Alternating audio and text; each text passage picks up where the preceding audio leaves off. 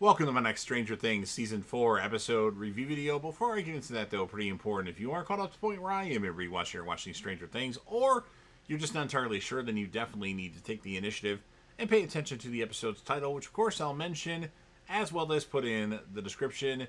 If that happens to be the case, if you're not caught up, it would be my recommendation that you don't watch this detailed review any further to avoid any potential spoilers. And I've already seen all the episodes of Stranger Things, actually almost done doing these review videos for the fourth season, and then waiting for the fifth and final season of Stranger Things, which we now know will come out in 3 different parts. The first 4 episodes will come out on November 26th, the next 3 will come out on Christmas Day, and then the finale of Stranger Things, the final episode of Stranger Things, will come out on December 31st. So looking forward to all that. Obviously, Stranger Things is one of my favorite shows of all time. Where it ranks specifically, it's in the top 20 for sure. It's possible that it's in the top 10. I don't know yet, but I am formulating a list right now to come out in August of my top 50 favorite TV shows of all time. So be on the lookout for that. But with all that said, this will be Stranger Things Season 4, Episode 6. The title of this episode is called The Dive. And this will be my review reaction recap after just finishing watching the episode. We start with Hawkins police arriving on the scene of Patrick's death, his mangled body pulled out of the water by Jason. Calvin Powell and Phil Callahan question him, pointing out the impossibility of Eddie Munson killing Patrick, but Jason insists he is secretly a vessel for Satan, which gives him evil powers. And then in the depths of Lover's Lake, a fish is grabbed by something unseen and pulled downwards. Wallace, one of the agents, is tortured in a government facility by Jack Sullivan's men. Sullivan again asks him for Eleven's location, which Wallace claims to not know. Sullivan remains firm that Eleven is responsible for Vecna's killings and Brenner is helping her. Wallace again states he does not know where she is, and so Sullivan has him locked inside an overheated metal box. Brenner compares the loss of Eleven's powers to a stroke victim's brain, believing the parts of her memory she is repressing are what holds the key to getting her powers back. Eleven tells him of her memory of the massacre, and Brenner warns her that she must stick to one memory at a time so she does not overstrain her mind. Eleven is placed inside Nina, which has screens installed on the ceiling playing video clips from her repressed memories, and sinks into her mind. The Hawkins group, which is like Nancy, Jonathan, or no, not Jonathan, Nancy, Steve, Robin, Dustin, Lucas, and Max, goes to tell Eddie about their findings about Vecna, only to find Rick Lipton's cabin swarming with police because of Patrick's death. Powell publicly releases Eddie's name as the primary suspect and sets an open forum at Town Hall. Eddie calls the group on a stolen walkie and tells them to meet him in the woods. Joyce and Murray are stranded in the Russian woods, try to get Yuri, who is tied to a tree, to help them. He initially refuses unless paid, but gives in when they threaten to leave him and points them towards his safe house. He leads them to it where they arm themselves. Remembering his plan to turn them over to Kamchuka's warden, Murray disguises Yuri as himself and himself as Yuri so they can break inside. Hopper and Dimitri and the other prisoners are led to a large feast. Only Hopper refuses to partake. One prisoner points out that the guards are letting them regain their strength so they can fight whatever lives next to the arena, as he had seen other prisoners be given the same feast, only for all of them to be killed by it. He insists that they must band together to fight it instead of scattering like the other group did, but Hopper interrupts, explaining the monster is there to hurt them and that the food is to fatten them up. Eleven advances Eleven advises and claims she reminds her of mythical number 1, who Brenner tells the children does not exist. The orderly insists that 1 was real and he spent years working with him, and that he gave 1 advice to tap into the most traumatic memories. So number 1 is, the orderly is telling 11 about number 1. And then he reveals that Brenner had lied to her about her mother's death, Brenner leads the children away for another test. Outside Nina, Owen sighs that they should have told her the truth about something to do with Brenner responds, and risk everything. As the Hawkins group walk to Eddie's location, Lucas expresses guilt to Max over witnessing signs of Patrick being abused but not doing anything about it. He realizes that all of Vecna's victims are linked by darkness in their life and apologizes to Max for not trying harder to help her. Max insists that it was her fault for pulling away and that they resolve their distance.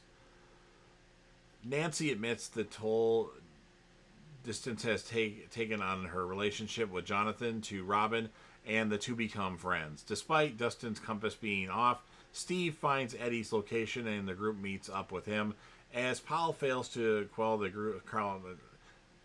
crowd at Town Hall, Jason takes control of the situation, blaming all the deaths caused by the Upside Down in the past years on the Hellfire Club and rallying the town against Eddie Munson. As the police try to stop the townspeople, Karen, Claudia, and Sue all appear deeply discomforted. The families converge on the Wheeler house to find the kids gone, and Karen calls the police. Nancy checks Eddie's broken watch and realizes Patrick's death matches the lights exploding in the Creel house, meaning that Vecna needs to attack from the attic. As the group wonders how they can get to the Upside Down to kill him, Dustin realizes his compass is off, and he and Lucas realize from their past experiences that there must be a gate nearby. The group agrees to follow Dustin's compass. Brenner arranges a game for the children where two of them will stand in opposite circles and try to knock each other over using their psychic abilities. Bully 2 easily dominates the competition, leaving 11 the last one standing. During the fight, 11 follows the orderly's advice and taps into the memory of her mother being taken away from her, using it to win to Brenner's approval. While being led through the arena, Hopper provokes Dimitri into a stage fight, and Hopper tries and fails to get the upper hand on the guards. Dimitri assumes Hopper's attempt was worthless, but only for him to reveal that he fought them so he could steal a lighter in the hopes of killing the Demogorgon with fire, because that's their one weakness that he knows about. Jonathan, Will, Argyle, and Mike arrive at Susie's house, overrun by her many young siblings. Argyle is instantly smitten with her older sister, Eden, and they find Susie on the roof of her house, her computer taken away for changing Dustin's grade. After providing a fake cover story to why they need to track the phone number, Susie has her siblings distract her father while she and the California group break into his office and use the computer to trace its location to Nevada. She prints out a map of the coordinates and sends them on their way, only for them to find Eden getting high with Argyle in the van. Powell and Callahan argue about their current situation. They get a call from an officer having found the Hawkins group car by Eddie's hideout. Knowing that Lover's Lake is close by, the two head out for it. Dustin's compass leads the group into Lover's Lake, and Nancy remembers that the Demogorgon would create smaller gates wherever it attacked, wondering if Vecna does the same. The other teens take Dustin's compass and take the boat out on the lake. So we got Eddie, Robin, Nancy, and Steve on the lake, while Dustin, Max, and Lucas stay on the shore. While spending her extra hour in the Rainbow Room, won by winning the competition, 11 overhears screaming and comes across Brenner having the orderly tortured. She watches in horror as they drag him away and returns to the Rainbow Room to find 2 and 3 of his accomplices waiting for her, having cut the power to the security cameras, and they attack her for winning. 2 promises to kill her if she reports on him to Brenner. When 11 looks in the mirror, she again sees the younger self, but the room and her clothes are in the same condition they were during the massacre.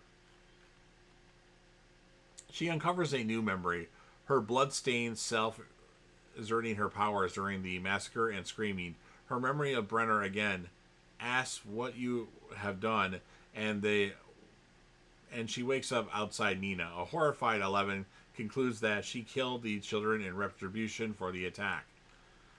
Dustin's compass goes haywire, and the teens realize they are right on top of the gate. Steve, having the most swimming experience, offers to look for it. As he takes his shirt off, Robin notices Nancy watching him and smirks. Steve dives into the bottom of the lake, finding several fish skeletons and noticing a red light in the distance. As the younger teens observe the situation, the police arrive, forcing them to hide. Steve finds the gate sealed up and touches it, causing the tendril to press up from the other side. As he surfaces and confirms to his friends that he found the gate, the younger teens lure the police away from them. The tendril floats up to the surface and wraps around Steve's leg, dragging him into the Upside Down.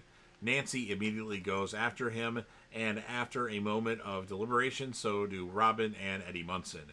As the police catch Dustin, Max, and Lucas, Steve is attacked by a bat creature in the Upside Down. One of them strangles him with its tail, holding him down, and the others start to bite him in his flesh. And that's what ends this episode of Stranger Things. So, pretty great episode. Obviously, we're getting down to the end here of Season 4. I'm going to score this one an 8.4 out of 10.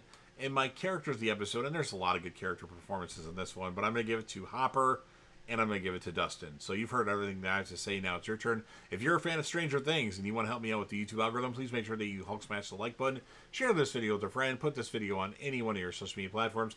Don't forget to sound off in the comment section about where your thoughts are on this episode of Stranger Things. Who would you choose as your character of the episode, and what would you rate the episode?